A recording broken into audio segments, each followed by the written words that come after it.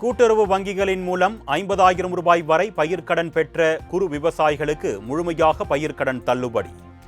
முதலமைச்சர் விஜய் அறிவிப்பு.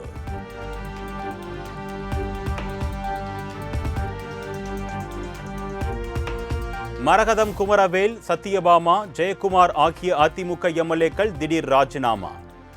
தலைமைச் செயலகத்தில் சபாநாயகர் ஜேசிடி பிரபாகரை சந்தித்து பதவி விலகல் கடிதம் வழங்கியதால் பரபரப்பு.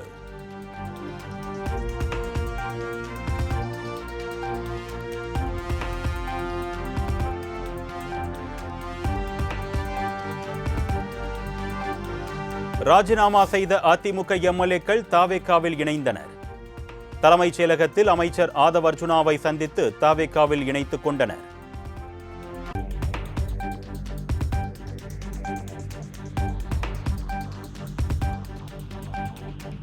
தாவேகாவில் இணைந்த ராஜினாமா எம்எல்ஏக்களுக்கு உடனடியாக வழங்கப்பட்ட உறுப்பினர் அட்டை. மரகதம் குமரவேல், சத்யபாமா உள்ளிட்டோருக்கு உறுப்பினர் அட்டை வழங்கி அமைச்சர் ஆதவ் அர்ஜுனா வாழ்த்து.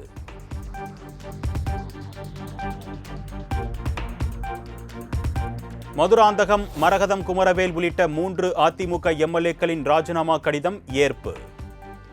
விதிகளுக்கு உட்பட்டு 3 பேரின் ராஜினாமா ஏற்கப்பட்டதாக சபாநாயகர் ஜேசிடி பிரபாகர் அறிவிப்பு.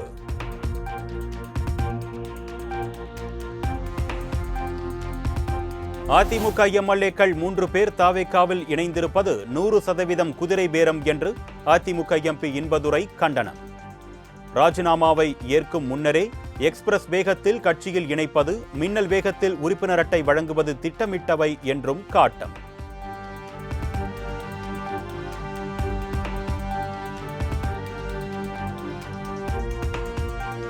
தூய சக்தி என்று சுய தம்பட்டம் அடித்தவர்கள் துயர சக்தி என்று அம்பலப்பட்டிருக்கிறார்கள் என்று திமுக தலைவர் மு.க. ஸ்டாலின் சாடல். தாவேகாவில் குதிரை வேகத்தில் குதிரை பேரம் நடக்கிறது என்றும் குற்றச்சாட்டு.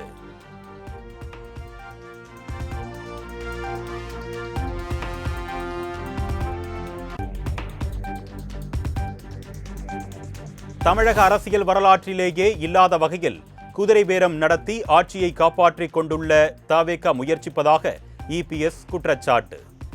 சோஃபாவுடன் சென்று புஷ்பா படபாணியில் அதிமுக எம்எல்ஏக்களின் ஆதரவு பெற்றது நேர்மையான அரசியல்வாதியின் செயலா என்றும் கேள்வி.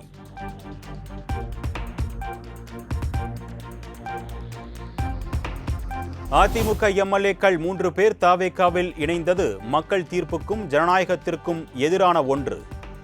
3 பேரும் மீண்டும் போட்டியிட வாய்ப்பு வழங்கக்கூடாது என்றும் பாமக தலைவர் அன்புமணி வலியுறுத்தல்.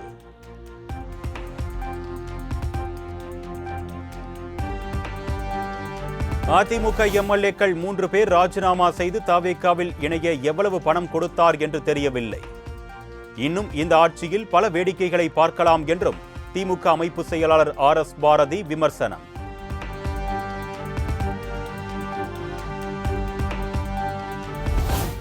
தலைமை மீது நம்பிக்கை இல்லாததால் தான் அதிமுக எம்எல்ஏக்கள் பதவியை ராஜினாமா செய்கிறார்கள். தாவேகா குதிரை பேரம் செய்யவில்லை, செய்ய வேண்டிய அவசியமும் இல்லை என்றும் அமைச்சர் நிர்மல்குமார் ஆவேசம்.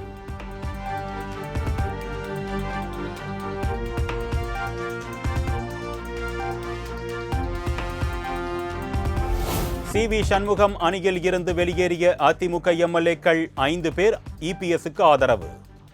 வருங்காலத்தில் 5 பேரும் இபிஎஸ் தலைமையில் செயல்படுவதாக கூறி சபாநாயகரை சந்தித்து கடிதம் வழங்கியதாக பேட்டி.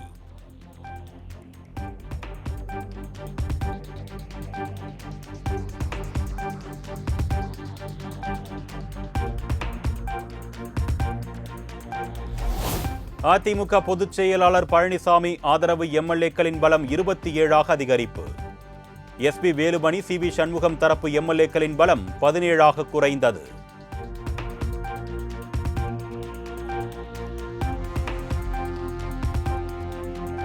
தலைமைச் செயலகத்தில் சபாநாயகர் ஜேசிடி பிரபாகருடன் சி.வி. சண்முகம் தரப்பு திடீர் சந்திப்பு. சி.வி. சண்முகம் தரப்பு எம்எல்ஏக்கள் 5 இபிஎஸ் அணிக்கு மாறிய நிலையில் அடுத்தடுத்து பரபரப்பு.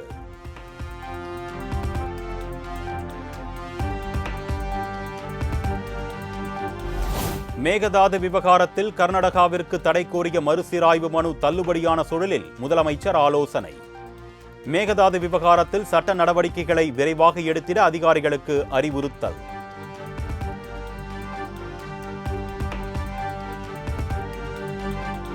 கர்நாடகாவின் மேகதாது அணை திட்டத்திற்கு எதிரான மனு தள்ளுபடி செய்யப்பட்ட விவகாரம்.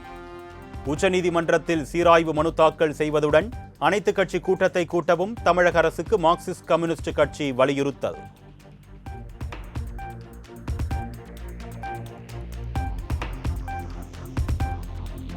டெல்லியில் செவ்வாய்க்கிழமை நடைபெறுகிறது காவிரி மேலாண்மை ஆணையத்தின் 51வது கூட்டம்.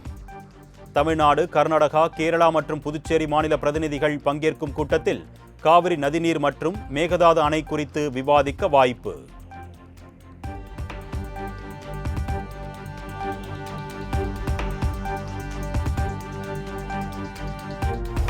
சென்னை தலைமை செயலகத்தில் முதலமைச்சர் விஜயுடன் குஷ்பு சந்திப்பு. சின்னத்திரை தொலைக்காட்சி மன்றமான ஸ்டெப்ஸ் அமைப்பின் நிர்வாகிகளும் சந்தித்து வாழ்த்து.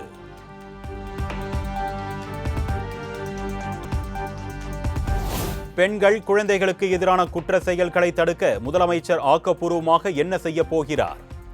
இது தமிழ்நாடா, உத்தரப்பிரதேசமா என்றும் எதிர்க்கட்சித் தலைவர் உதயநிதி அடுக்கடுக்கான கேள்வி.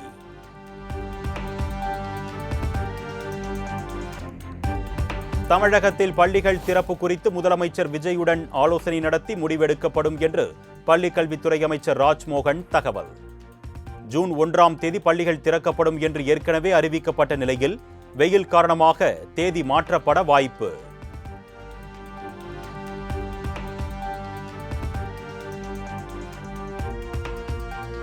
தென்காசி மாவட்டத்தில் விதிகளை மீறி செயல்பட்ட 18 கல்குவாரிகள் தற்காலிகமாக மூட வேண்டும். இயற்கை வளங்கள் துறை அமைச்சர் டி.கே. பிரபு அதிரடி உத்தரவு.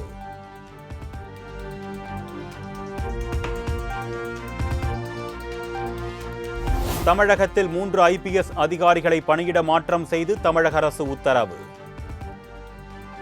லஞ்ச ஒழிப்புத்துறை இயக்குநராக அருண், காவல்துறை நிர்வாக ADGP-யாக மகேஸ்வர் தயாள் மற்றும் சட்டம் ஒழுங்கு ADGP-யாக அன்பு IPS நியமனம்.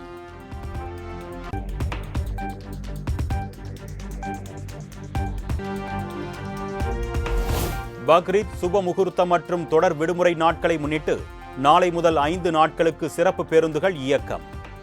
கிளாம்பாக்கம், கோயம்பேடு, மாதவரத்தில் இருந்து தமிழகம் முழுவதும் சுமார் 3000 பேருந்துகள் இயக்கப்பட இருப்பதாக அரசு விரைவு போக்குவரத்து கழகம் அறிவிப்பு.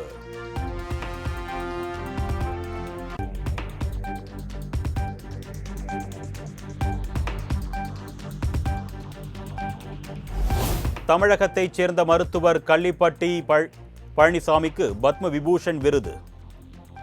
மறைந்த பழங்குடியின ஓவியர் கிட்னா கிருஷ்ணனுக்கான பத்மஸ்ரீ விருதை பெற்றுக்கொண்டார் அவரது மனைவி.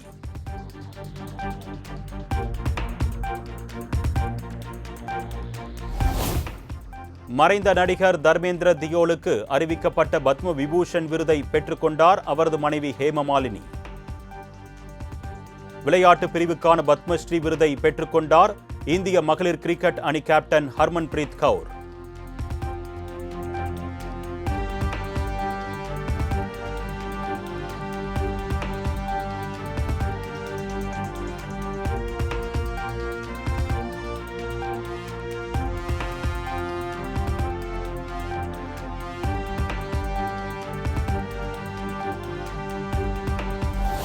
முன்னாள் அமைச்சர் HB ஹண்டே, எழுத்தாளர் சிவசங்கரி, IPS அதிகாரி விஜயகுமார் உள்ளிட்டோருக்கு பத்ம விருது.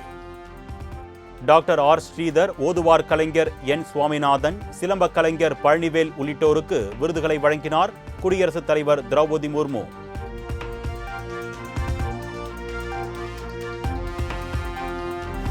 கலால் வரியை குறைக்காமல் இருந்திருந்தால் பெட்ரோல், டீசல் விலை 10 ரூபாய் வரை உயர்ந்திருக்கும். மேற்காசிய போர் சூழல் மற்றும் எரிபொருள் தட்டுப்பாடு குறித்து மத்திய நிதியமைச்சர் நிர்மலா சீதாராமன் தகவல்.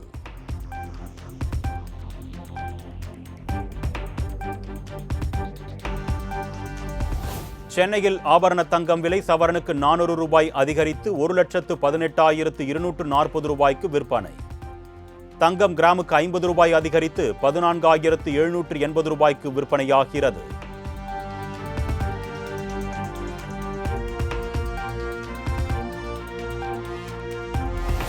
கோவை, திருப்பூர், நீலகிரி, ஈரோடு, சேலம், தேனி, திண்டுக்கல் மற்றும் கன்னியாகுமரி மாவட்டங்களில் செவ்வாய்க்கிழமை கனமழை பெய்யலாம். மணிக்கு 50 கிலோமீட்டர் வேகத்தில் பலத்த காற்றுடன் கூடிய கனமழை பெய்யும் என்றும் வானிலை ஆய்வு மையம் கணிப்பு.